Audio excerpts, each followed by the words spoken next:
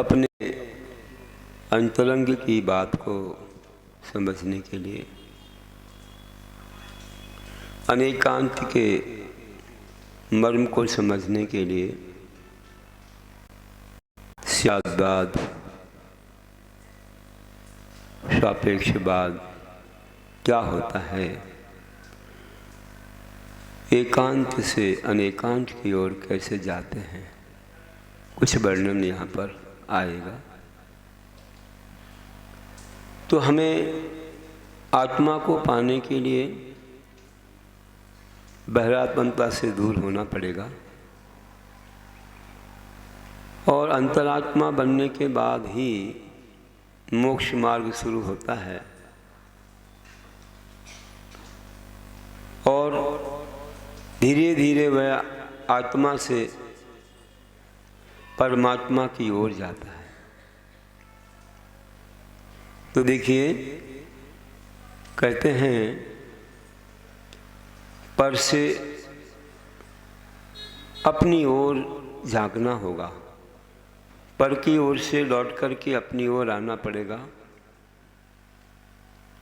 अपने निज घर में ही बसे हैं अपने आत्मरूपी भगवान।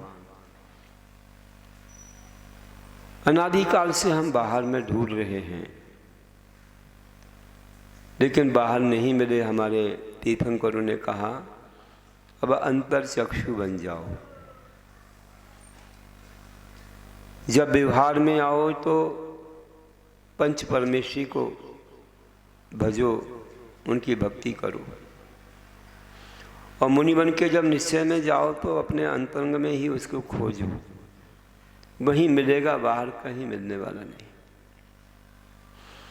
हमारे लिए ये पंच परमेश्वरी वहीं जाने का रास्ता बताते हैं कि तुम्हें अब बाहर नहीं, अंतरंग में ही ढूंढना है।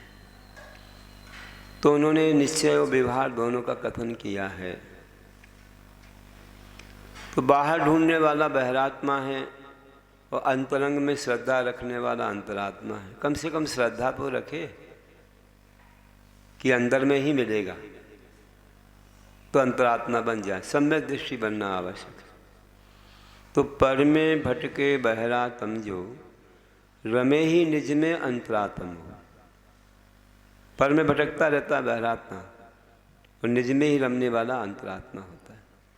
फिर भी एक प्रकार से देखा जाए जघन्य अंतरात्मा तो सम्यक दृष्टि भी हो जाता है, क्योंकि वह जान लेता है कि बाहर की चीज़ हमारी नहीं है, हमारी चीज़ तो अपने अंदर में है। बाहर की चीज अंदर में जाने के लिए सहाय बन सकती है। दिवसास गुरु हमें बहिरंग निमित्त बनते हैं, उनके बिना तो हम अंदर में जा भी नहीं सकते। लेकिन वे जब कहते हैं कि हाँ तुमने तो पा लिया, श्रद्धान पा लिया, सब कुछ पा लिया, लेकिन अब मुनि बन के जब तुम अंतरंग में लीन हो गए तभी तुम आत्मा से परमात्मा बनोगे। तो पर में भटके बहरा तम जो, रमे ही निज में अंतरात्म हो। वो परमात्म हैं कहलाते, वो परमात्म हैं कहलाते, घाटी अघाटी कर्म जलाते। वे ऐसे निकट परमात्मा हैं जो घातिया अघातिया दोनों कर्मों का क्षय कर देते हैं। सबसे उत्कृष्ट परमात्मा तो वे ही हैं। नहीं तो जिन्होंने मात्र घातिया कर्मों का क्षय किया है तो वे सकल परमात्मा है। तो वो परमात्मा हैं कहलाते, घाती अघाती कर्म जलाते। तो घाती कर्म जलाते हैं तो अभी उनके पास शरीर है, नाम कर्म का क्षय नहीं किया। ज्ञानावर्णी दर्शनावर्णी मोहिनी या मोहिनी ज्ञानावर्णी दर्शनावर्णी अंतराय कर्म का क्षय किया है। तो वे सकल परमात्मा हैं, नाम कर्म से सहित हैं। अभी संसार में हैं, मनुष्य भाव में हैं वे, लेकिन निश्चित रूप से वे मोक्ष पाएंगे ही। आघातिया कर्मों का क्षय हो ही जाएगा उनका, तो वे निकल परमात्मा बन जाएंगे। कल मतलब शरीर होता है, कल शरीर। करेन सहताति सकलहा, कल से जो सहज में सकल कह जाते हैं, और निर्गता कदायति निकला। निकल गया है जिनका कल शरीर में निकट परमात्मा, सकल परमात्मा अनंत भगवान और निकल परमात्मा सिद्ध परमेश्वर होते हैं। तो घाती अघातीय कर्मों का जो क्षय करते वे ही परमात्मा सिद्ध परमेश्वर कहलाते हैं। तो हम जो कर्म जलाते हैं तो पहले तो अपने भाव कर्मों का नाश किया जाता है, फिर द्रव्य कर्म नष्ट जाते हैं। जो हमारे अंदर राग द्वेष हैं वे हम समाप्त करेंगे तो द्रव्य कर्म भी समाप्त हो जाएंगे। ये राग द्वेष तो भाव कर्म। तो कहा है कि जलाते अपने जो दुर्भाव निज में पाते निज के भाव। अपने जो दुर्भाव हैं राग द्वेष विषय कषाय, तो जलाते अपने जो दुर्भाव निज में पाते निज के भाव। तो जो विषय कषाय हैं वे दुर्भाव हैं। आत्म के हत विषय कषाय इनमें मेरी परिणति न जाए। तो निज में ही अपनी आत्मा में ही निज के भाव पाते हैं। निज के भाव तो ज्ञान दर्शन रूप हैं, शांति सुख रूप हैं, वो पा लेते हैं।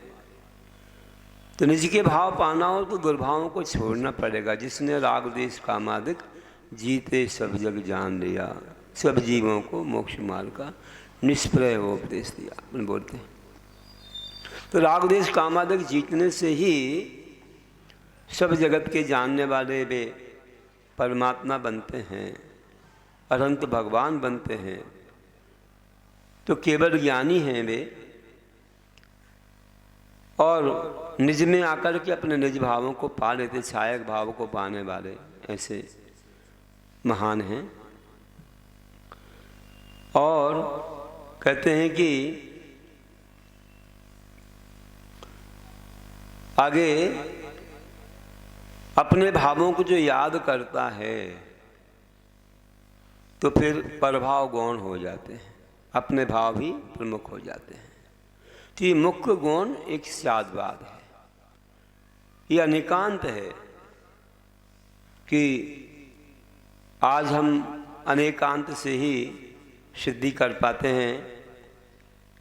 पूरे विश्व में जो भी चल रहा है अनेकांत से सब चीज़ों की सिद्धि है कि सबका अस्तित्व है, लेकिन हमें जिससे काम है या जिससे हमारा कल्याण है उसको मुख्य कर लेते हैं, बाकी गौण हो जाते हैं। हमारी कथन शैली में गौण हो जाते हैं, हमारे ध्यान में उस समय नहीं रहते हैं, हमारे वचनों में नहीं रहते हैं। हम कुछ और जगह अपने भावों को लगा लेते हैं और दूसरे को गौण कर लेते हैं, लेकिन उसका अस्तित्व समाप्त नहीं होता है। वस्तु तो रहती है, जगत में रहेगी, लेकिन गौण हो जाएगी। निश्चय में आएंगे तो व्यवहार गौण हो गया, व्यवहार में आए तो निश्चय गौण हो जाता है। तो भाव करे जो निज के याद, मुख्य गौणता में स्यादवाद। भाव करे जो निज के याद, मुख्य गौणता में स्यादवाद। अपने भावों को याद करेगा तो प्रभाव गौण हो जाएंगे। अपने भावों से बाहर आएगा, अपने को भूल जाएगा, व्यवहार में आ जाएगा, पर याद आ जाएगा, निज को भूल जाएगा। लेकिन वो रहेगा तो सही, अस्तित्व में तो है। तो स्यादवाद मतलब कथनचित वाद, कथनचित एक अपेक्षा से ऐसा है और दूसरी अपेक्षा से वैसा भी है। जीव संसारी भी है, मुक्ति भी है। कर्म से रहित अवस्था में मुक्त है, कर्म से सहित अवस्था में संसारी है। हम दूध में घी देखते हैं, एक शक्ति के रूप में देखते हैं। जब घी की बात करते हैं तो उसकी और अवस्थाएं गौण हो जाती हैं, दूध दही आदि अवस्थाएं गौण हो जाती हैं। जब हम दही की अवस्था को याद करते हैं तो और अवस्थाएं गौण हो जाती हैं। दूध की अवस्था याद करते हैं तो दही और घी अवस्था गौण हो जाती है। तो ऐसा है, अवस्थाएं तो बहुत सारी हैं। इसी से अनेकांत की सिद्धि होती है। अनेक अंत मतलब अनेकांत। अंत मतलब धर्म, गुण। अनेके अंता धर्मा यस्मिन् सा अनेकांता, ये परिभाषा शास्त्र में दी है। अनेक मतलब धर्म जिसमें पाए जाएं, कोई वस्तु में अनेक गुण धर्म पाए जाएं, उसका नाम अनेकांत है। अनेक हैं लेकिन हम एक को प्रमुख करते दूसरे गौण हो जाते हैं, इस प्रकार जानना। तो स्यादवाद गुण मुख्य गौण हो, धर्म अनेकों अनेकांत हो। स्यादवाद मुख्य, स्यादवाद में स्यादवाद मुख्य या स्यादवाद गुण मुख्य गौण हो, धर्म अनेकों अनेकांत हो। इस स्यादवाद में गुणों को मुख्य और गौण कर दिया जाता है कि ये मुख्य हो गया, ये गौण हो गया। गुण तो बहुत सारे हैं, तो अनेकों धर्म है उसमें। धर्म अनेकों अनेकांत, अनेक धर्मों से अनेकांत होता है। वस्तु के एक ही धर्म को कहेंगे तो अनेकांत नहीं होगा, अपेक्षा से कहेंगे तो अनेकांत हो जाएगा। अपेक्षा नहीं लगाएंगे तो एकांत हो जाएगा। हम कहें आत्मा मात्र जानती है अजानती, बस दूसरे धर्म को हम ना माने कि मात्र जानती ही है तो एकांत हो गया। आत्मा जानती भी है मतलब कि और भी कुछ है, देखती भी है। तो ज्ञान गुण की अपेक्षा जानती है और दर्शन गुण की अपेक्षा देखती है, तो चलेगा। और ही लगा दो तो भी चलेगा कि आत्मा ज्ञान दर्शन की ज्ञान गुण की अपेक्षा जानती ही है। एकांत तो हो गया लेकिन सम्यक एकांत हो गया। क्यों? अपेक्षा लगा दी, ज्ञान गुण लगा दिया, तो ज्ञान गुण से देख तो सकती नहीं है। तो ज्ञान गुण की अपेक्षा जानती ही है, ये सम्यक एकांत हो गया, मतलब ये अनेकांत ही हो गया। आत्मा दर्शन गुण की अपेक्षा देखती ही है, सम्यक एकांत। राम लौकिक की अपेक्षा पिता ही हैं, सम्यक एकांत हो गया, है ना। राम सीता की अपेक्षा पति ही हैं, सम्यक एकांत हो गए। हमने अपेक्षा लगा दी ना, अपेक्षा ना लगाते तो गलत हो जाता है। राम केवल पिता ही हैं क्योंकि सबकी अपेक्षा पिता हो जाएंगे, नहीं होगी। इसलिए ही लगा सकते हैं लेकिन अपेक्षा लगाने के बाद लगाओ, और नहीं अपेक्षा लगाते हो तो भी लगा दो। भी लगा दो कि राम पिता भी हैं, मतलब और भी कुछ हैं। ऐसा करने से हम अनेकांत का पालन कर लेते हैं और भी वस्तु के जो गुण हैं वे कायम रह जाते हैं, उनमें कोई बाधा नहीं आती। ऐसा अनेकांत ये स्यादवाद है। स्याद का कथनचित वाद, कथनचित मतलब एक अपेक्षा से। कथनचित ऐसा है, कथनचित ऐसा स्वरूप है वस्तु का। कथनचित शुद्ध है, कथनचित अशुद्ध है, निश्चय से शुद्ध है और व्यवहार से अशुद्ध है। तो कथनचित को स्याद बोलते हैं, बस। इसको हम लोग स्यादवाद भी बोलते हैं। सापेक्षवाद, एक अपेक्षा कर ली और एक गुण हो गया, तो सापेक्षवाद भी बोलते हैं। विवक्षित अविवक्षित भी बोलते हैं, एक की विवक्षा हो गई, एक की अविवक्षा हो गई। मतलब विवक्षा मतलब एक मुख्य हो गया, एक गौण हो गया, तो मुख्य गौण भी बोलते हैं। ऐसे कई नामों से हम इसको जानते हैं। तो वस्तु में अनंत धर्म हैं, अनेक धर्म हैं। ऐसे ही धर्म मतलब गुण हैं। ऐसे ही पूरे विश्व में अनेक जीव हैं, अनेक उनके कर्म हैं और अनेक उनके फल हैं। पूरे विश्व में अनेक मत हैं, ये सब अनेकांत में आ रहा है। मिथ्यात्व भी है, सम्यक्त्व भी है, पुण्य भी है, पाप भी है, सब है इसमें, सबका अस्तित्व है। लेकिन हमें क्या चाहिए? हमें जो चाहिए उसको मुख्य कर लो, बाकी गौण कर लो। लेकिन उसका आप धर्म नकार नहीं सकते। कोई कहे कि दूसरे मत हैं, वो धर्म है कि नहीं है? क्यों नहीं है? आप नहीं मानते हो? मानते हैं ना, हम दूसरे धर्म को मानते हैं। आप मिथ्यात्व नहीं, मिथ्यात्व को मानते हैं। क्या मानते हैं? मिथ्यात्व रूप से मानते हैं, उसको मोक्ष का कारण नहीं मानते भाई, वो तो मानना पड़ेगा। उसके अस्तित्व को मानते हैं। कोई बोले आप मानते नहीं हो कि इतने सारे धर्म विश्व में हैं? अरे सबको मानते हैं। कैसे मानते हो? मानते हो नमस्कार करते हैं, ऐसा नहीं। मानते हैं, उनके अस्तित्व को मानते हैं। मानना मतलब कैसे हो गया? अस्तित्व को मानते हैं, उनको हम नमस्कार के योग नहीं मानते, उनको हम मोक्ष का मार्ग नहीं मानते, उनको हम समीचीन नहीं मानते, उनका अस्तित्व मानते हैं। मानने का तो क्या होगा? अस्तित्व। अस्तित्व अनेकांत में आएगा ना सर, कि जो चीज़ है वो तो आएगी, उसी का नाम तो अनेकांत है। अब तुम बोलो मानते हो मतलब पूजने लग जाओ, मानते हो मतलब तुम उसका आदर करने, ये बात ये नहीं बनेगी, ये तो फिर हम अलग लगाएंगे, है ना, क्योंकि हम उसको मिथ्यात्व रूप से मान रहे हैं, मानो तो हम उसमें फिर ये चीज़ें नहीं लगाएंगे। मानना ये हो गया कि उसके अस्तित्व को मानते, तो उस शब्द को मतलब उसके अर्थ को समझना पड़ेगा कि मानने का अर्थ क्या बोला जा रहा है। तो मानने में तो जो भी विश्व में चीज़ है सबको मानना पड़ेगा, नहीं मानेंगे तो हम उसके अस्तित्व को नकार रहे हैं। वो तो दिख ही रही है सामने, क्यों नहीं मान रहे? विज्ञान भी मान रहे हैं हम, उन्होंने जो जो कहा उसको भी मान रहे, हम उन्हीं के रूप में मान रहे हैं कि ये ऐसा इन्होंने माना है, इसको मान रहे हैं। मानना मतलब जान रहे हैं, और क्या है मानना मतलब ये तो नहीं कि हम उसको समीचीन मान रहे हैं, ऐसा नहीं, मतलब उसको जान रहे हैं, देख रहे हैं, ज्ञाता दृष्टा बन के हो गया काम। तो इसमें बाधा नहीं आती, इसमें बाधा कुछ भी नहीं आती है, क्योंकि हम अनेकांत को जानते हैं। हम किसको पूज्य रूप मानते हैं, किसको अपूज्य रूप मानते हैं, मानते तो इसको अपूज्य रूप मानते, किसको सम्यक रूप मानते, किसको मिथ्यात्व रूप मानते तो हैं मिथ्यात्व मानते हैं, किसको मोक्ष मार्ग रूप मानते हैं, किसको संसार मार्ग रूप मानते हैं। मानना तो सब जगह आ रहा है। तो इस तरह से हमने जाना। अगर एकांत से हम कहें कि ऐसा ही है, वस्तु का स्वरूप दूसरा नहीं है, किसी भी अपेक्षा से नहीं है, तो वो एकांत मिथ्यात्व हो जाएगा। कि हो एकांत अगर पक्ष जो मिथ्या दृष्टि कहलाता हो, अगर एक ही पक्ष को मानता है कि सब शुद्ध हैं, सब चीज़ें शुद्ध हैं, आत्मा शुद्ध है केवल, ऐसा कहे तो एकांत पक्ष हो गया उसका।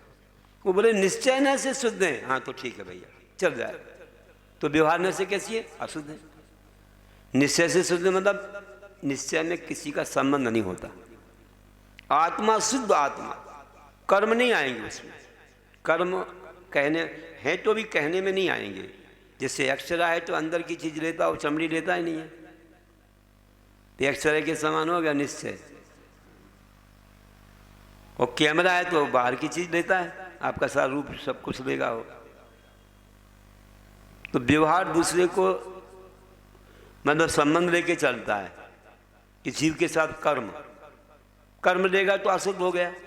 संसार में है आत्मा, संसारी है, एक इंद्रिय आदि रूप में है, वही छोटा है, बड़ा है, स्त्री है, पुरुष है, गरीब है, अमीर है, ज्ञानी है, अज्ञानी है, ये जितनी चीज़ें सब व्यवहार में आ रही हैं, अनेकांत में।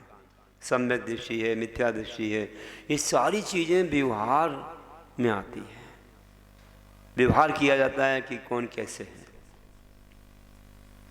और निश्चय में मात्र एक शुद्ध द्रव्य आता है, शुद्ध ही द्रव्य आएगा एक, उसमें कोई वस्तु का संबंध नहीं आएगा। आत्मा केवल शुद्ध है, उसके साथ कोई कर्मों का संबंध नहीं है, वो निश्चय हो गया। तो कोई कह दे कि नहीं हम तो सबको शुद्ध ही मानते हैं, तो कैसे मानते हो आप? निश्चय ने लगा रहे हो कि नहीं? नहीं निश्चय नहीं लगा रहे, हम तो एक ही मानते हैं कि सब शुद्ध है। तो आप गलत बोल रहे हो, गलत हो जाएगा, आपका एकांत पक्ष हो जाएगा। इसलिए ध्यान रखना कि हम फिर क्या लगाएं, उसके साथ फिर हम भी लगाएं। ही लगाना हो तो अपेक्षा लगाएं, नहीं तो भी लगाएं, नहीं तो मिथ्या दृष्टि हो जाएंगे।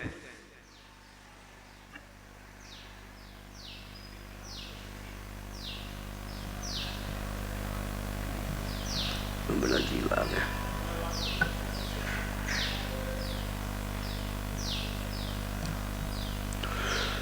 तो बताया है कि ऐसे हम लोग ही से भी की ओर चलेंगे तो काम बनेगा। तो देखिए किस प्रकार से हम अनेकांत को समझ सकते। सुन रहे हैं?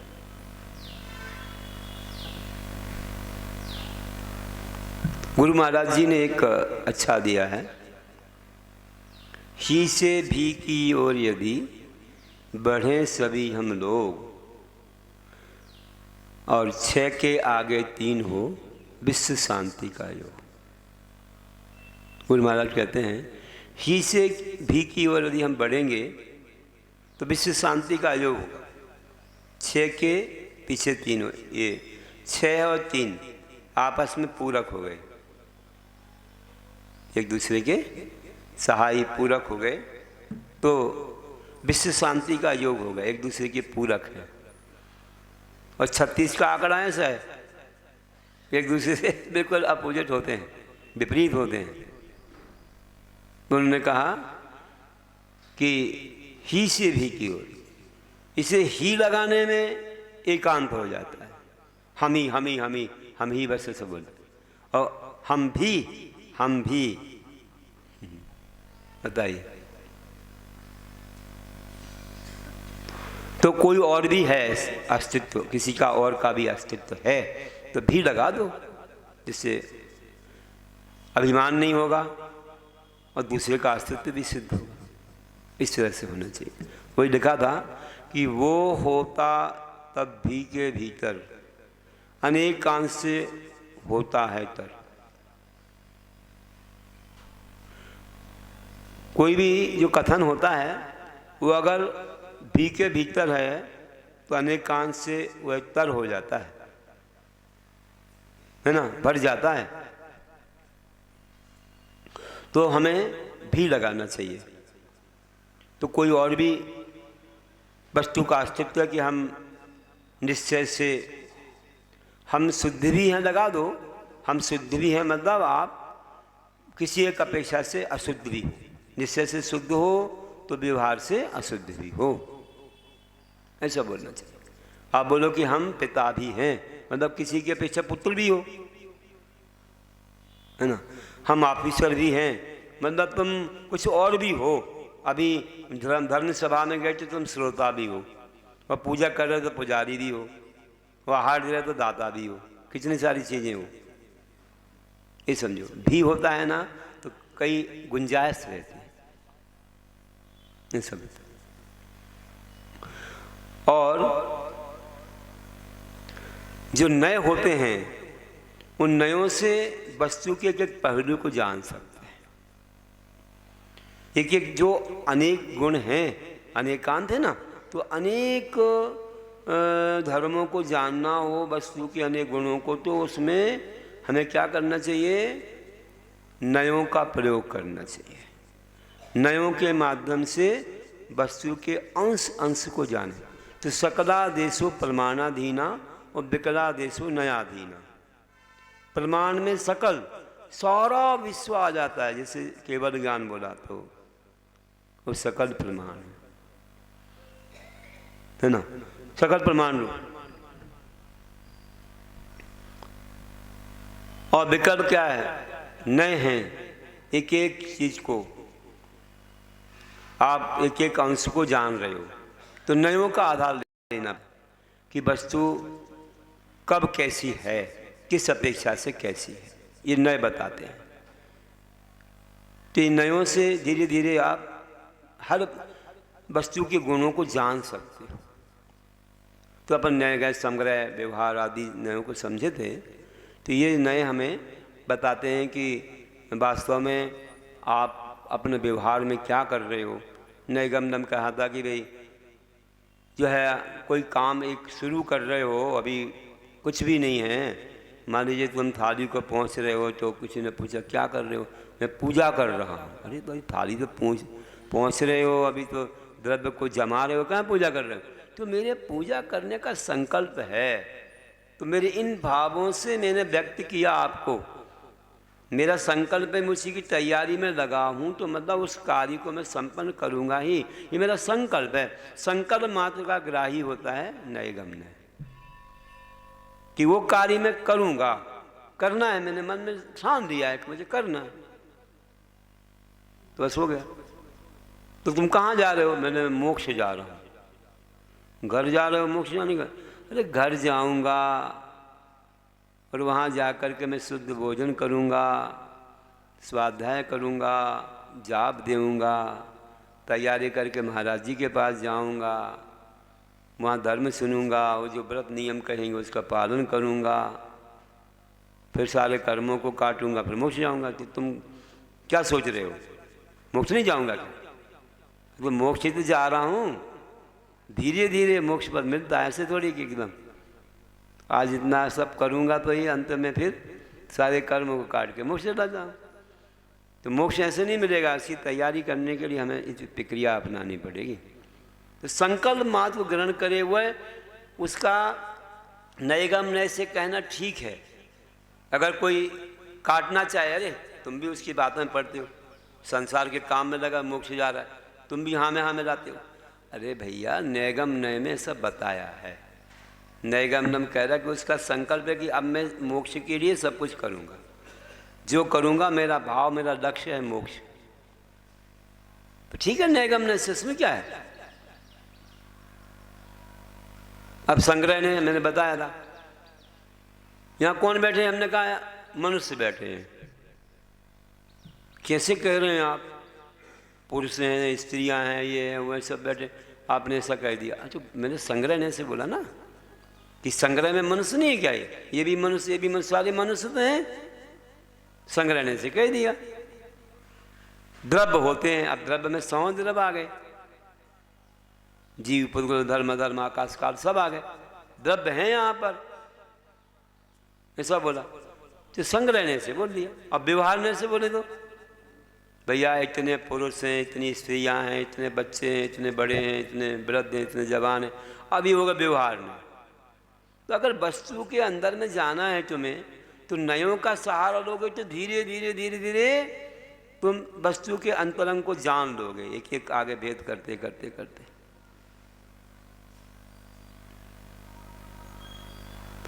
फिर तो वो अवस्था आ जाएगी कि जो आप पुकार रहे हो उसकी क्रिया में दिखना चाहिए। एवं बुद्ध नहीं आएगा तो आपको क्या कहा जा रहा है वो कर रहे हो तो हो, नहीं तो नहीं हो, सीधी बात।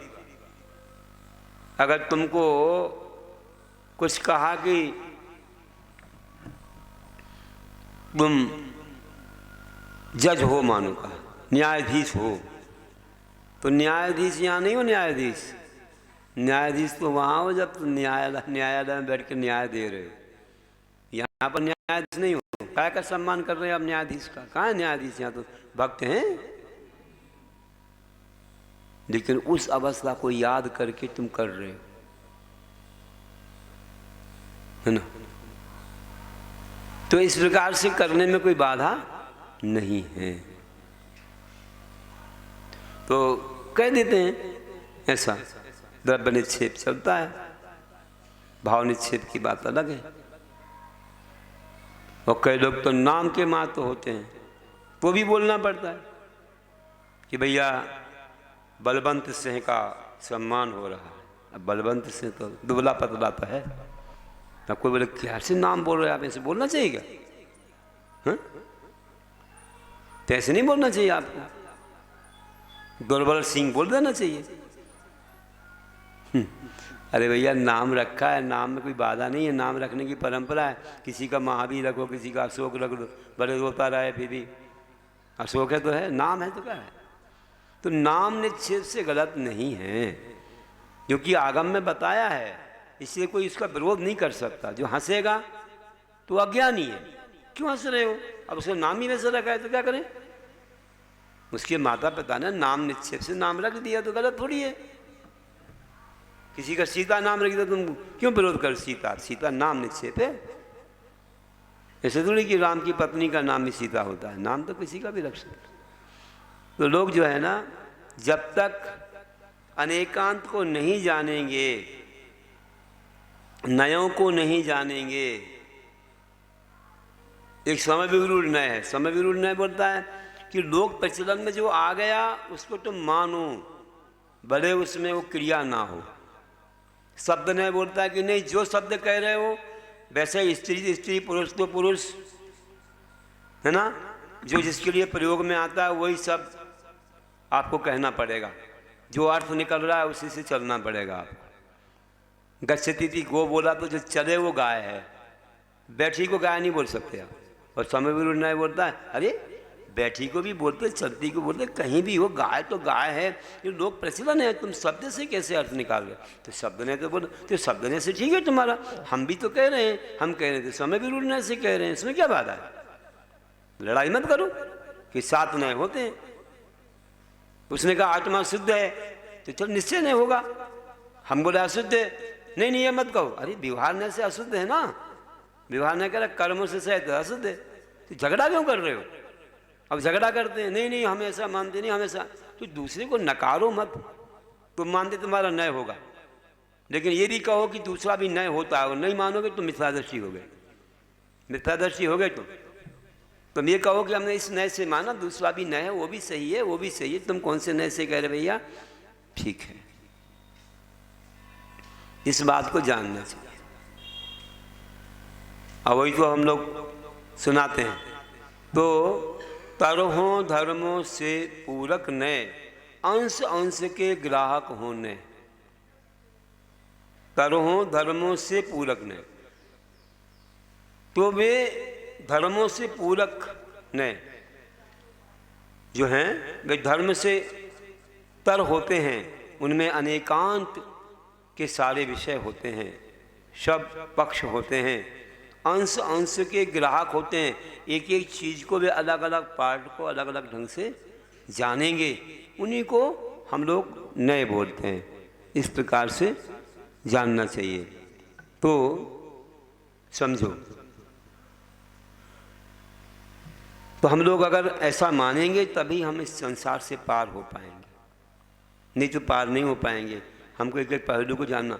जैसे हम आपको कहें एक जगह एक हाथी आया, और हाथी आया तो उस नगर में वर्षों के बाद हाथी आया होगा, लगता है कुछ लोगों ने तो देखा ही नहीं हाथी को,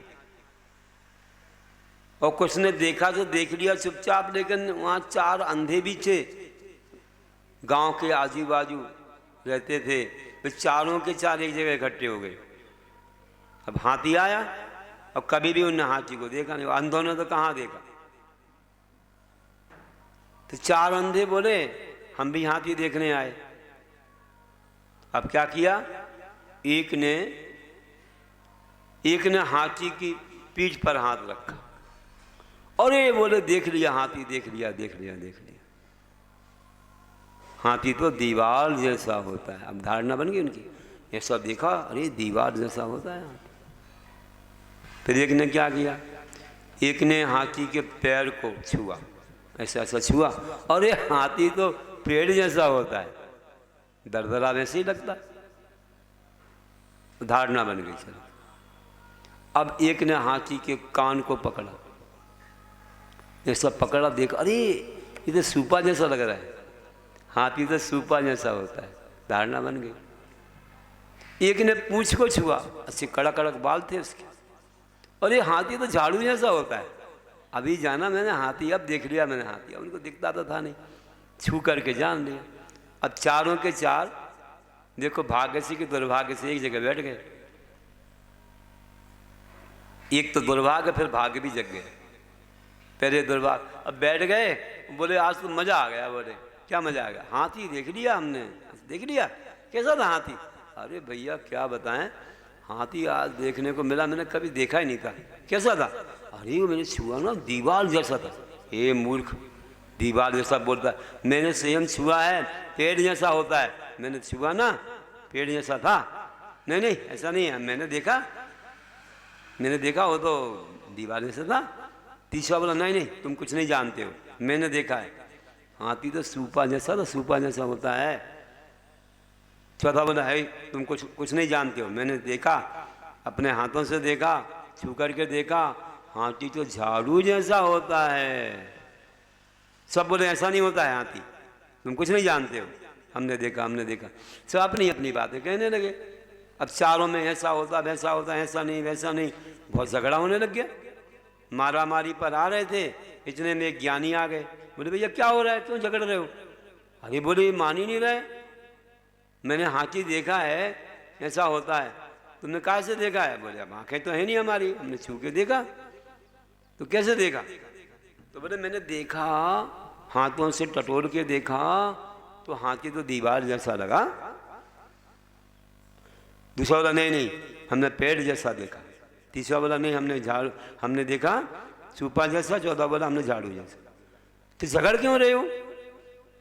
तो आप क्या बता रहे हो? अरे हाथी सबने देखा ना, सबका सही है कहना, और तुम भी एक मूर्ख आ गए सामने, सबका सही है बोले। हाँ तो ये जो तुमने देखा है ना, ये सारी अवस्था एक ही हाथी में है। हाथी पीठ की अपेक्षा, पेट की अपेक्षा दीवार जैसा है। हाथी पैर की अपेक्षा पेड़ जैसा, और कान की अपेक्षा सूपा जैसा, और पूंछ की अपेक्षा झाड़ू जैसा। ये चारों बातें एक ही हाथी में हैं। तुमने बस एक को देख लिया, आओ हम दिखाते हैं, छुओ सबको। जब सब कुछ छुड़ाया, देखा सबने चारों चीज, अरे भैया हम तो ऐसा जानते थे कि एक ही चीज़ है, हाथी में तो सब चीज़ें होती हैं। तो ऐसे झगड़ने लग जाते हैं, केवल आत्मा शुद्ध है, अशुद्ध है, ऐसी है वैसी है। लोग झगड़ा कर रहे हैं जगत में। लेकिन जब जाने कि हमारे गुरु ने कहा, हमारे भगवान ने कहा कि तुम जो कह रहे हो वो भी सही है एक अपेक्षा से, वह निश्चय से सही है, ये व्यवहार से सही है, ये सातों नए होते हैं। आप जानो और मानो कि ये सातों नयों से अलग अलग अपेक्षा से जो है वस्तु को जाना जाता है। तो वस्तु के पूरे स्वरूप को हम हर तरफ से, हर वजह से और हर तरीके से, या जो भी कहो, हम पूरे एक एक अंश को जानने के लिए इन नयों का सहारा लेंगे तो वस्तु का कोई भी भाग, कोई भी हिस्सा, कोई भी अंश बाकी नहीं रहेगा, और वस्तु को हर तरह से हम जान लेंगे। इसको अनेकांत बोलते हैं। अनेके अंता धर्म ऐसा अनेकांत। अनेक धर्म, अंत मतलब धर्म जिसमें पाए जाए, अनेकांत है। तो ऐसे नयों से हमें चलना चाहिए। ये नए हमारे लिए पूरे अंश अंश को बता करके हमको एक एक उसके गुण का ज्ञान करा देते। सकलादेश प्रमाणाधीन, सकल को प्रमाण ग्रहण करता है, पूरे विश्व को जान रहे हैं अपने ज्ञान के द्वारा, और एक एक वस्तु को जानने के लिए एक एक नय होता है। ये हमने जान लिया आज, तो अपन को झगड़ा नहीं करना है। सब हैं अपनी अपनी अपेक्षाओं से हैं, कोई मिथ्यात्व की अपेक्षा, कोई हिंसा की अपेक्षा, कोई और भी किसी अपेक्षा से है।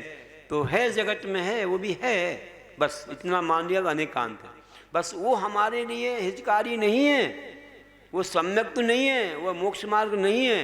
पुण्य है, पाप है, मिथ्यात्व है, सम्यक है, हिंसा और अहिंसा सब कुछ संसार में है, लेकिन वह हमारे लिए कार्यकारी सब नहीं है। वह है अहिंसा है, वह सम्यक है, पुण्य है, वह धर्म है, वो हमारे लिए कार्यकारी है। वितराग है वो कार्यकारी है, वह हमें मुख्य है, बाकी गौण है। वो रहते हुए भी सबको हमने मान लिया, वो अपने अपने रूप से हैं, लेकिन हमें पूजिता रूप मोक्ष मार्ग के रूप मानना है, तो ये इसके लिए ये हैं, बाकी सब गौण है। हो गया काम। इसी को बोलते हैं अनेका। कभी भी कोई पूछेगा आप इसको नहीं मानते? मानते नहीं भैया, मानते तो हैं, लेकिन उसके इसी रूप में मानते हैं। मिथ्यात्व को मिथ्यात्व रूप में मानते हैं, पाप को पाप रूप में मानते नहीं, ऐसा नहीं। उसको हम मोक्ष मार्ग नहीं मानते, उसको पूज्य नहीं मानते, बस मानते इस रूप में कि वह है, बस अस्तित्व। तो नए से जीवन नया बनाओ, नए से जीवन नया बनाओ, गहरे जाकर भीतर जाओ। क्या? नए से जीवन नया बनाओ, गहरे जाकर भीतर जाओ। जैसे आचार्य ने लिखा, भीतर जाओ। भीतर जाओ मतलब भीतर जाओ, अंदर भीतर में जाओ। तुम भीतर जाओ और भीतर जाओ। ऐसा भैया, तो हमको तरना है तो भीतर जाना पड़ेगा। भीतर जाओगे तो अपने आप को पाओगे, है ना। डुबकी लगाओगे, डूबो नहीं, डुबकी लगाओ, है ना। डूबो मत, डुबकी लगाओ, तो डुबकी लगाना है, ये भी गुरु महाराज की कविता है। तो अपन को जानना चाहिए कि अपने अंदर में हम जाएं, गहरे में जाएं, उसमें डूबें, उसको जानें और फिर हम तर जाएं उस भाव से। ऐसे महान हमारे अनेकांत में सब कुछ बताया है। अब कैसे अपने लक्ष्य को पाना है सो आगे समझेंगे। आज थोड़ा विषय दिया है, ये विषय थोड़ा लग तो जरूर रहा है लेकिन बहुत गहरा है। अनेकांत की सीख है और बहुत अच्छी खुराक है, और इसको अगर पचा लें तो हम संसार से पार हो जाएंगे। इसलिए ही से भी की ओर यदि बढ़े सभी हम लोग, 6 के आगे 3 हो विश्व शांति का योग। मंगल में जीवन बने छा जावे सुख छाव, मिले परस्पर दिल सभी टले अमंगल भाव, टले अमंगल भाव। इस गुरु महाराज की पंक्तियों के साथ बोलिए महावीर भगवान की जय।